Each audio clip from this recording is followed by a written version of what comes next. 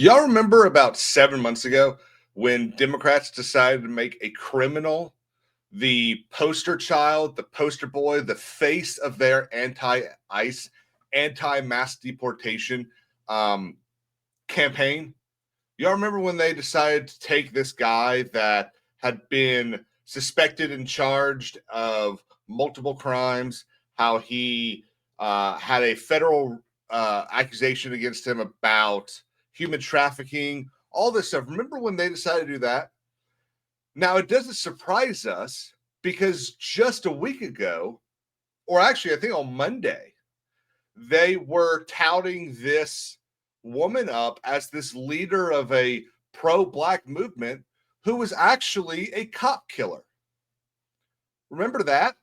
Remember how they just don't actually care about Americans?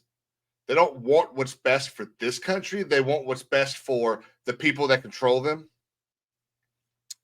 Well, here we go. Abrego Garcia, Abrego Garcia. Sorry, I don't want to misname him. Is finally getting kicked out of the country. So let's rewind. Let's remember this. Let's call it an Odyssey.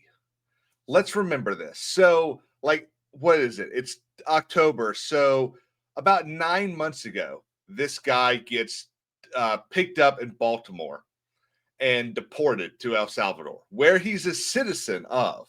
Let's remember that. So he gets deported to El Salvador. He ends up in CoverBoy, which is their big prison down there. And Democrat lawmakers all over the country start flipping out. Oh my God, you deported an innocent man. Oh my God. Well, no. We deported an illegal alien who was supposed to have been deported like 6 years ago, but he got out of it because Biden's an idiot. So Homeland Security tweeted this. I love what Homeland Security has been tweeting recently. They have been on their game. With today's ruling, Abrego Garcia's final order of removal stands. This MS-13 gang member, human trafficker, domestic abuser, and child predator will never be loose on American streets. His lawyers tried to fight his removal from the U.S., but one thing is certain. This Salvadorian man is not going to be able to remain in our country. He will never be allowed to prey on innocent Americans again. Never forget the Democrats flew to a foreign land on the U.S. taxpayers' dime to break bread with this terrorist gang member and visit him in prison. While they continue to fight for criminal illegal aliens, we will continue to put the safety of American people first. And it's so true.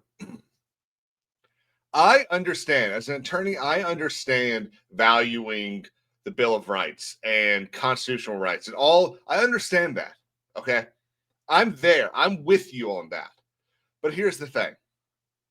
You cannot sit there and say that you value the illegal immigrant above the American citizen. You can't say that because you shouldn't value people who are not part of your country above your own citizens, especially when you are an elected representative or senator of this country. Running on a campaign to basically push aside the American citizen for the illegal immigrant is insane to me.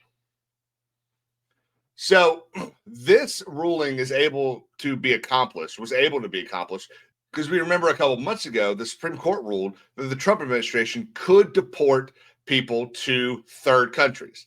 What that means is if they're not able to be deported to their home country because they claim a fear of murder or basically being attacked by the government in charge, then they can be deported to another country that will accept them. Uganda will accept these people. Just think about how much money has been wasted, and honestly, on both sides.